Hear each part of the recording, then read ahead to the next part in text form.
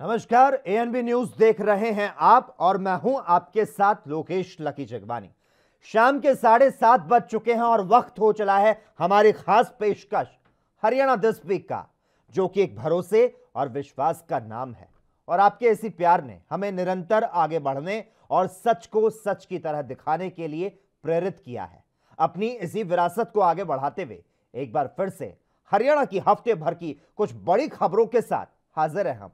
आज हम सबसे पहले आपको 6 तस्वीरें दिखाएंगे। इन 6 तस्वीरों के जरिए हम आप तक पहुंचाएंगे कि आज के कार्यक्रम में क्या कुछ खास रहने वाला है। सबसे पहली तस्वीर आपकी टेलीविजन स्क्रीन पर हरियाणा सरकार ने किसानों को राहत पहुंचाते हुए फसलों के नुकसान की भरपाई और फसलों की विशेष गिरदावरी किए जाने के निर्देश दिए हैं। तो वहीं दूसरी तस्वीर में पराली प्रबंधन के लिए हरियाणा सरकार की केंद्र सरकार ने सराहना की। तीसरी तस्वीर में हम आपको बता रहे हैं कि हरियाणा के 14 जिलों में पुराने वाहनों पर बैन लगा दिया गया है। रुक कर लेते हैं चौथी तस्वीर का। हरियाणा में विश्व कार मुक्त दिवस मनाया गया और इस दिन मुख्यमंत्री मनोहर लाल ने साइकिल चलाई और सचिवालय पहुंचे। अब बढ़ते हैं पांचवी तस्वीर की ओर। हरियाणा सरकार ने शहद उत्पादन 10 गुना तक बढ़ाने का लक्ष्य रखा है और इसके लिए मुख्यमंत्री ने अधिकारियों को निर्देश भी दिए। और अब छठी और आखिरी तस्वीर, जिसमें हरियाणा में पैरालंपिक खिलाड़ियों का सम्मान किया गया। तो ये तस्वीरें बयां करती है हरियाणा के शहरों से लेकर सड़कों की बदलती सूरत तक, शिक्षा में बढ़ते हरियाणा के कदमों से लेकर हरियाणा के गांव-गांव में पक्के होते मकानों तक, तकनीक से दक्ष किसानों से लेकर खुशहाल होते हरियाणा के हर गांव शहर तक। तो चलिए शुरू करते हैं हमारा खास कार्यक्रम हरियाणा दिस वीक।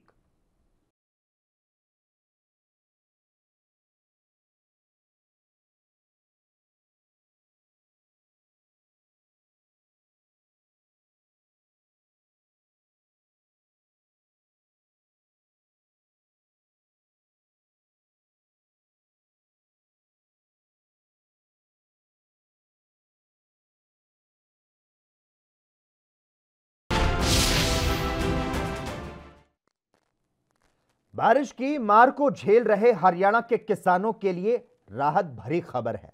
बरसात से जिन फसलों को नुकसान हुआ है उनकी विशेष गिरदावरी की जाएगी। और खास बात यह है कि जिन किसानों ने फसल बीमा नहीं करवाया उन्हें भी नुकसान का मुआवजा मिलेगा। एक रिपोर्ट देखिए। फसलों के नुकसान की भरपाई, हरियाणा में किसानों के लिए खुशखबरी। बारिश से हुए नुकसान की भरपाई करेगी सरकार। खराब हुई फसलों की होगी विशेष गिरदावरी। किसानों को मिलेगा मुआवजा। हरियाणा में बेमौसमी बारिश के कारण किसानों की फसलों को काफी नुकसान हुआ। ऐसे में मुख्यमंत्री मनोहर लाल के विशेष गिरदावरी के आदेशों के बाद किसानों ने राहत की सांस ली, क्योंकि कई इलाकों में तो पूरी फसल बर्बाद हो चुकी है। हरियाणा के कृषि मंत्री जेपी दलाल ने बताया कि बारिश से हुए नुकसान की भरपाई के लिए मुख्यमंत्री मनोहर लाल ने स्पेशल गिरदावरी के लिए आदेश दिए हैं। वहीं सब्जी और फलों के लिए बीमा की नई इंश्योरेंस स्कीम भी सरकार लेकर आई है, ताकि किसानों की आय में बढ़ोतरी हो सके। मौसमी बारिश से काफी नुकसान हुआ है, क्योंकि इस वक्त फसल पकी हुई थी और दुर्भाग्य से किसान अपने घर में फसल लाने में कामयाब नहीं हो पाएगा। तो उसका निदान करने के लिए कल मुख्यमंत्री जी ने आदेश दे दिए। हमारे जो एसीएस हैं कौशल साहब की भी स्पेशल गिरदावरी, जहाँ जहाँ फसल खराब हुई है डिप्टी कमिश्नर से रिपोर्ट मांगकर स्पेशल गिरदावरी के आदेश। हरियाणा में लाखों किसान प्रधानमंत्री फसल बीमा योजना के दायरे में कवर हैं। हरियाणा सरकार ने मुख्यमंत्री बागवानी बीमा योजना शुरू की है। ये दोनों योजनाएं स्वैच्छिक है। हरियाणा में लगातार बारिश हो रही है। खेतों में धान, बाजरा और कपास की फसल लगभग तैयार है। हरियाणा सरकार के इस किसान हितैषी फैसले से किसान भी खुश नजर आ रहे हैं। Special report ANB news. उधर हरियाणा सरकार ने करनाल में लाठीचार्ज के मामले में जांच कमेटी गठित कर दी है। करनाल में बस्तारा टोल प्लाजा पर 28 अगस्त को हंगामे की जांच रिटायर्ड जस्टिस सोमनाथ अग्रवाल करेंगे। जस्टिस सोमनाथ अग्रवाल हरियाणा पिछड़ा वर्ग आयोग के चेयरमैन रह चुके हैं। मुख्यमंत्री मनोहर लाल की अध्यक्षता में बुधवार को हुई राज्य मंत्रिमंडल की बैठक में यह निर्णय लिया गया। आयोग घटना वाले दिन करनाल में उत्पन्न परिस्थितियों के साथ ही पुलिस द्वारा की गई कार्रवाई और प्रदर्शनकारियों के खिलाफ बल प्रयोग तक के घटनाक्रम की जांच करेगा। आयोग उस परिस्थिति के लिए जिम्मेदार लोगों को पता लगाएगा। जस्टिस SN अग्रवाल करनाल के बस्ताड़ा टोल पर हुए लाठीचार्ज मामले के साथ ही तत्कालीन SDM आयुष सिन्हा की भूमिका की जांच करेंगे। पंजाब एवं हरियाणा हाईकोर्ट के रिटायर्ड जस्टिस की अगुवाई में बने जांच आयोग को 1 महीने के भीतर रिपोर्ट देने को कहा गया है। आपने कहा था कि SN अग्रवाल हैं, रिटायर्ड हाईकोर्ट के जस्टिस हैं और पहले जो हमारे पिछड़ा वर्ग आयोग के चेयरमैन थे वो रिटायर हो गए थे, लेकिन अब उनका वो समय खाली है। इंक्वायरी समयबद्ध तरीके से करेंगे या अब हमने तो उनको कहा है कि 1 महीने में करनी, 1 महीने के लिए कहा है। इसका मतलब ये होगा कि ये कमीशन ऑफ इंक्वायरी एक्ट के तहत जांच आयोग गठित हो रहा है। हाँ। वहीं हरियाणा के मुख्यमंत्री मनोहर लाल वीडियो कॉन्फ्रेंसिंग के जरिए से केंद्रीय पर्यावरण, वन और जलवायु परिवर्तन मंत्री भूपेंद्र यादव की अध्यक्षता में हुई एक उच्च स्तरीय बैठक में शामिल हुए और इस दौरान हरियाणा के मुख्यमंत्री मनोहर लाल ने कहा कि हरियाणा फसल अवशेष जलाने और राज्य में सर्दियों के मौसम में वायु प्रदूषण के मुद्दों से निपटने के लिए पूरी तरह से तैयार है। रिपोर्ट देखिए। हरियाणा सरकार का पराली प्रबंधन वायु गुणवत्ता में सुधार के लिए फैसला। हरियाणा सरकार के कदमों की सराहना। जिलों के मुताबिक लागू किए जाएं पर्यावरण नियम। पराली प्रबंधन के लिए हरियाणा सरकार की सराहना। केंद्र सरकार ने की हरियाणा सरकार की सराहना। हरियाणा के मुख्यमंत्री मनोहर लाल ने कहा कि राज्य के प्रयासों से पिछले वर्ष की तुलना में धान के क्षेत्र में कमी आई। उन्होंने कहा कि कृषि एवं किसान कल्याण विभाग ने निगरानी और रोकथाम के लिए हरियाणा अंतरिक्ष अनुप्रयोग केंद्र की तरफ से फसल अवशेष जलाने की घटनाओं के उपलब्ध कराए गए आंकड़ों के आधार पर गांवों को कई जोन जैसे लाल, पीले और हरे जोन में बांटा गया। मनोहर लाल ने कहा कि वर्तमान में हरियाणा का लगभग 47% क्षेत्र यानी 14 जिले NCR क्षेत्र के अंतर्गत आते हैं। इसीलिए ऐसे सभी प्रावधानों को पूरे NCR के बजाय NCT और दिल्ली के 10 किलोमीटर के दायरे में या फिर 10 लाख आबादी वाले शहरों के 10 किलोमीटर के दायरे में या जिलों के अनुसार लागू किया जाना चाहिए। बायोमास पावर परियोजनाएं स्थापित। बहरहाल सरकार ने हरियाणा राज्य प्रदूषण नियंत्रण बोर्ड ने 24 घंटे वायु प्रदूषण संबंधी शिकायतों के निवारण के लिए गुरुग्राम में एक नियंत्रण कक्ष स्थापित किया, जो कि काबिल तारीफ है। सरकार के इस फैसले से साफ जाहिर होता है कि हरियाणा सरकार किसानों के हितों को देखते हुए अपने नागरिकों के स्वास्थ्य को लेकर कितनी सजग है। Special report ANB news. वहीं हरियाणा के 14 जिलों में 10 साल पुराने डीजल वाहन और 15 साल पुराने पेट्रोल वाहनों पर रोक लगा दी गई है। दरअसल वायु प्रदूषण को रोकने के लिए सुप्रीम कोर्ट ने दिल्ली NCR में आने वाले क्षेत्र के लिए ये आदेश जारी किए हैं। एक रिपोर्ट देखिए। NCR में पुराने वाहनों पर बैन। सुप्रीम कोर्ट के फैसले का पालन करेगी सरकार। हरियाणा के 14 जिलों में पुराने वाहनों पर बैन। जागरूकता अभियान चलाएगी हरियाणा पुलिस। सुप्रीम कोर्ट के आदेशों का पालन करने के लिए प्रशासन एक विशेष अभियान चलाएगा। उसके बाद अगर किसी ने 10 साल से ज्यादा पुराने डीजल गाड़ी और 15 साल पुरानी पेट्रोल गाड़ी को चलाया तो उसे जब्त कर लिया जाएगा। आपको यहाँ ये बताते चले कि ये आदेश सुप्रीम कोर्ट पहले ही दे चुका है, लेकिन अब पुलिस इन वाहनों को हटाने के लिए विशेष अभियान चला रही है। सुप्रीम कोर्ट के आदेश के मुताबिक एनसीआर क्षेत्र में आने वाले हरियाणा के 14 जिलों में फरीदाबाद, गुरुग्राम, नूंह, रोहतक, सोनीपत, रेवाड़ी, झज्जर, पानीपत, पलवल, भिवानी, दादरी, महेंद्रगढ़, जींद और करनाल में ये नियम लागू होंगे। हरियाणा पुलिस अपने जागरूकता अभियान के तहत ऐसे वाहनों के मालिकों को सरकार की नीति के अनुसार इस श्रेणी के वाहनों को स्क्रैप करने की भी सलाह देगी। हरियाणा पुलिस ने आम लोगों से अपील की कि सुप्रीम कोर्ट और एनजीटी के निर्देशों का पालन करते हुए निर्धारित समय अवधि पूरी कर चुके पुराने वाहनों को ना चलाए। Special desk ANB news. वहीं प्रदूषण को कम करने के लिए हरियाणा के मुख्यमंत्री मनोहर लाल अपने नागरिकों को जागरूक करने के लिए लगे हुए हैं। प्रदूषण के प्रति लोगों को जागरूक करने के लिए विश्व कार मुक्त दिवस मनाया जाता है और इस दिन प्रदेश की जनता को प्रदूषण के प्रति जागरूक करने के लिए हरियाणा के मुख्यमंत्री मनोहर लाल साइकिल से अपने कार्यालय पहुंचे। इस दौरान उन्होंने हरियाणा में शुरुआत में ई वाहन खरीदने वालों को अनुदान देने का भी ऐलान किया। मुख्यमंत्री ने यह भी जानकारी दी कि गुरुग्राम में अब ई वाहनों के चलन को बढ़ावा दिया जाएगा। रिपोर्ट देखिए। हरियाणा में मनाया गया विश्व कार मुक्त दिवस। हरियाणा में ई वाहनों को बढ़ावा, मुख्यमंत्री मनोहर लाल का अनोखा अंदाज।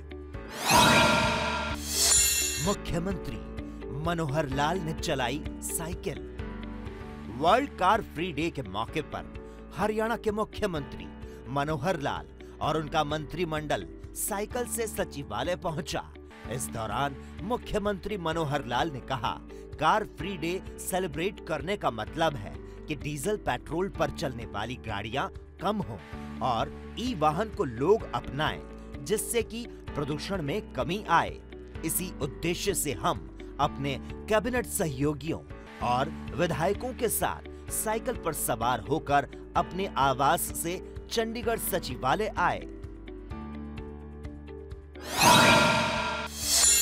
ई वाहन खरीदने वालों को मिलेगा अनुदान। मुख्यमंत्री मनोहर लाल ने बताया कि हरियाणा में ई वाहनों को प्रोत्साहन देने के लिए हरियाणा सरकार की तरफ से शुरुआत में ई वाहन खरीदने वाले लोगों को अनुदान दिया जाएगा। सरकार ने निर्धारित अवधि से पुराने वाहनों को एनसीआर क्षेत्र में बंद करने के लिए व्हीकल स्क्रैप पॉलिसी बनाई। मुख्यमंत्री ने कहा कि वायुमंडल में ऑक्सीजन की प्रचुर मात्रा होनी आवश्यक है, लेकिन प्रदूषण के कारण पर्यावरण में कार्बन डाइऑक्साइड की मात्रा बढ़ती जा रही है। प्रदूषण कम करने की दिशा में कदम उठाते हुए गुरुग्राम में अभी तक सीएनजी बसों को प्रोत्साहित किया जा रहा था, लेकिन अब वहां भी ई बसों और ई ऑटो को चलाने पर बल दिया जाएगा। वैसे हरियाणा सरकार लगातार पर्यावरण के एक से बढ़कर एक कदम उठा रही है और प्रदेश की जनता को जागरूक करने में कोई कसर नहीं छोड़ रही। इसके लिए मुख्यमंत्री मनोहर लाल ने वर्ल्ड कार फ्री डे के मौके पर सिविल सचिवालय में ई वाहनों के प्रति जागरूकता प्रदर्शनी का उद्घाटन किया, जो दर्शाता है कि हरियाणा सरकार का यह कदम पर्यावरण को स्वच्छ रखने में अपनी महत्वपूर्ण भूमिका निभाएगा। Special desk ANB news. वहीं हरियाणा सरकार ने वर्ष 2030 तक शहद उत्पादन 10 गुना तक बढ़ाने का लक्ष्य रखा है। मुख्यमंत्री मनोहर लाल ने अधिकारियों को इस लक्ष्य पर खरा उतरने के निर्देश दिए। उन्होंने हरियाणा मधुमक्खी पालन नीति 2021 और कार्य योजना 2021-2030 का शुभारंभ किया और इस दौरान कृषि एवं किसान कल्याण मंत्री जेपी दलाल भी मौजूद रहे। एक रिपोर्ट देखिए। मधुमक्खी पालन को बढ़ावा, हरियाणा सरकार का बड़ा फैसला। हरियाणा में मधुमक्खी पालन को बढ़ावा। हरियाणा मधुमक्खी पालन नीति 2021। सीएम ने कार्य योजना 2021-2030 का किया शुभारंभ। कृषि मंत्री जेपी दलाल का बयान। हरियाणा में मधुमक्खी पालन को बढ़ावा देने के उद्देश्य से मुख्यमंत्री मनोहर लाल ने हरियाणा मधुमक्खी पालन नीति 2021 और कार्य योजना 2021-2030 का शुभारंभ किया। हरियाणा के कृषि एवं किसान कल्याण मंत्री जेपी दलाल भी शुभारंभ कार्यक्रम के दौरान मौजूद रहे।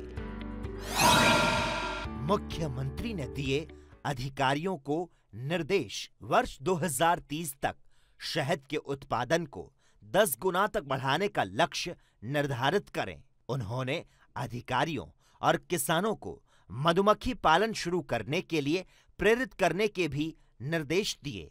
इसके साथ ही पहली बार मधुमक्खी पालन की पहल को अपनाने के लिए 5000 नए किसानों को प्रेरित करें। इसके लिए राज्य सरकार किसानों को सहायता प्रदान करेगी। हरियाणा के कृषि मंत्री ने कहा कि मधुमक्खी पालन के साथ साथ किसानों को सूरजमुखी और सरसों जैसी वैकल्पिक फसलों की बुआई के लिए प्रोत्साहित किया जाएगा। शहद उत्पादक किसानों के लिए शहद की पॉलिसी बनाना, उसके तहत भी हम शहद के उत्पादन बढ़ाने के लिए योजना बनाना, शहद के लिए एक अच्छा ट्रेनिंग का सेंटर देना, किसानों को शहद के जो डब्बे होते हैं आधुनिक तौर पे वो देना, सब्सिडी देना, उसके शहद को सर्टिफाई करवाना, हमारी लेबोरेटरी स्थापित करना और पूरे हरियाणा के शहद को एक क्वालिटी बना के ब्रांडिंग करना और कम से कम 1000-1500 किसान नए पैदा करके, जैसे अब आने वाला सीजन है सरसों का, फूलों का, मधुमक्खियां पालने वाला किसान अपने लिए तो शहद लेता ही लेता है, लेकिन फसल को भी सवाया डेढ़ा कर देता है। परागण होता है, जो फसल मधुमक्खी का छत्ता अगर किसी खेत में रख दे तो उसकी उत्पादन परागण के माध्यम से ज्यादा हो जाता है। वैसे मधुमक्खी पालन के माध्यम से अपनी आय बढ़ाने में मदद करने के लिए छोटे किसानों पर ज्यादा ध्यान केंद्रित होगा।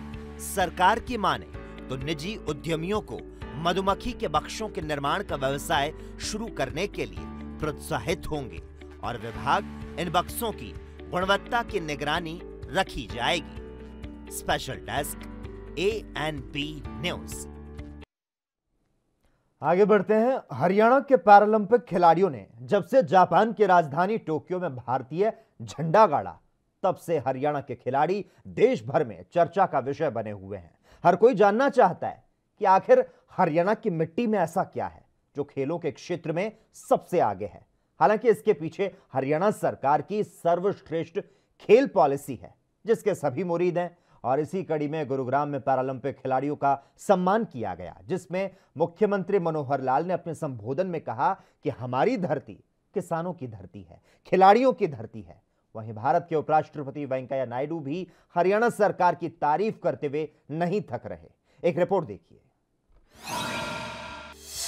पैरालंपिक खिलाड़ियों का सम्मान।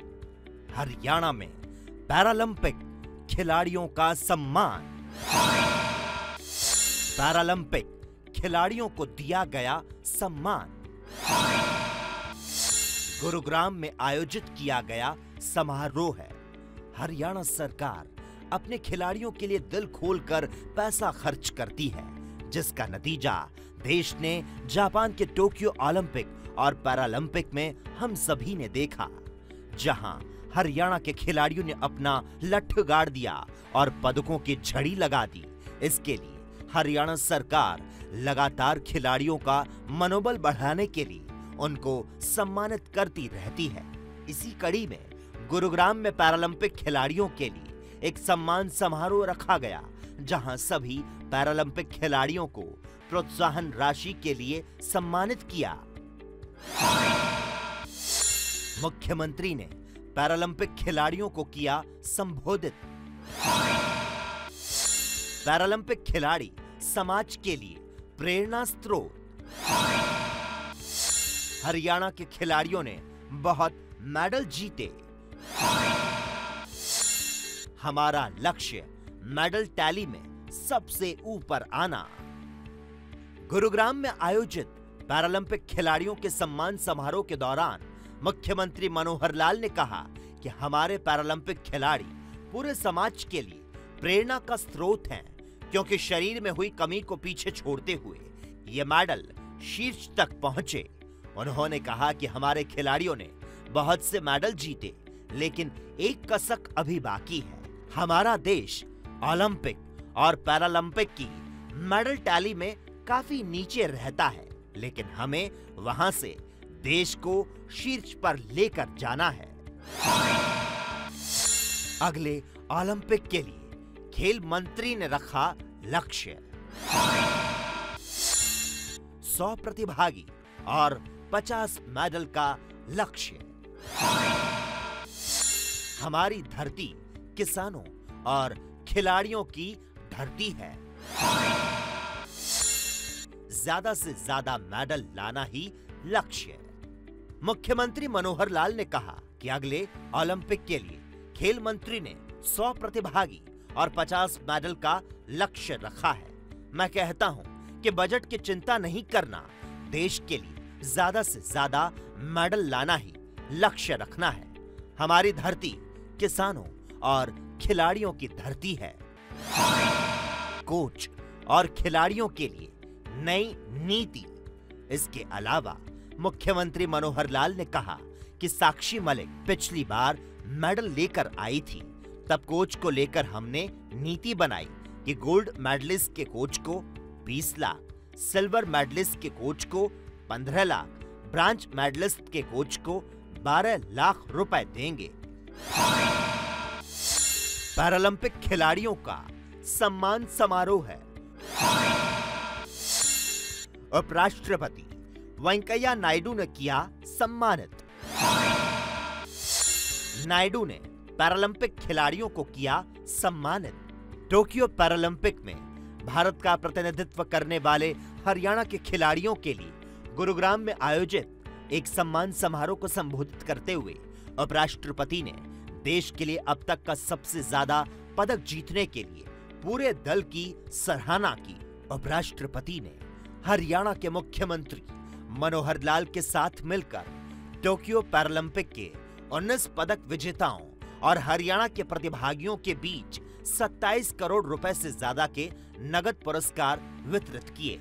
उपराष्ट्रपति नायडू ने कहा, टोक्यो पैरालंपिक 2020 के इन प्रतिभाशाली खिलाड़ियों को सम्मानित करने का अवसर पाकर मैं सम्मानित महसूस कर रहा हूं। हरियाणा सरकार ने स्वर्ण पदक विजेता निशानेबाज मनीष नरवाल और भाला फेंक खिलाड़ी सुमित अंतल को 6-6 करोड़ रुपए का नगद पुरस्कार दिया। पुरुषों के चक्का फेंक में रजत पदक जीतने वाले योगेश कथुनिया और पुरुषों की निशानेबाजी में रजत पदक विजेता सिंगराज अधाना को 4-4 करोड़ रुपए दिए। पैरालंपिक में सर्वश्रेष्ठ प्रदर्शन करने पर हरियाणा के 19 खिलाड़ियों को 27 करोड़ रुपए की पुरस्कार राशि देकर सम्मानित किया। इसके साथ ही हरियाणा के मुख्यमंत्री मनोहर लाल ने फरीदाबाद में 6 एकड़ में पैरालंपिक भवन बनाने का ऐलान भी किया। तो वहीं देश के उपराष्ट्रपति ने स्थानीय स्तर पर दिव्यांग खिलाड़ियों के लिए खेल सुविधाओं की प्रशंसा की। तो साथ ही नायडू ने ऐसे और केंद्रों के निर्माण का आह्वान किया। बहरहाल हरियाणा सरकार के इस तरह के प्रभावी फैसले आगामी पैरालंपिक में जरूर असर दिखाएंगे और पॉइंट टेबल में भारत नंबर 1 होगा। Special desk ANB news. और इसी के साथ ही हमारे खास कार्यक्रम हरियाणा दिस वीक में आज के लिए बस इतना ही। अगले एपिसोड में नई ऊर्जा, नई आशा और नए उत्साह के साथ मुखातिब करवाएंगे आपको हरियाणा से जुड़ी कुछ और अपडेट्स के साथ। देश और दुनिया से जुड़ी तमाम अहम खबरों के लिए आप देखते रहिए ANB न्यूज।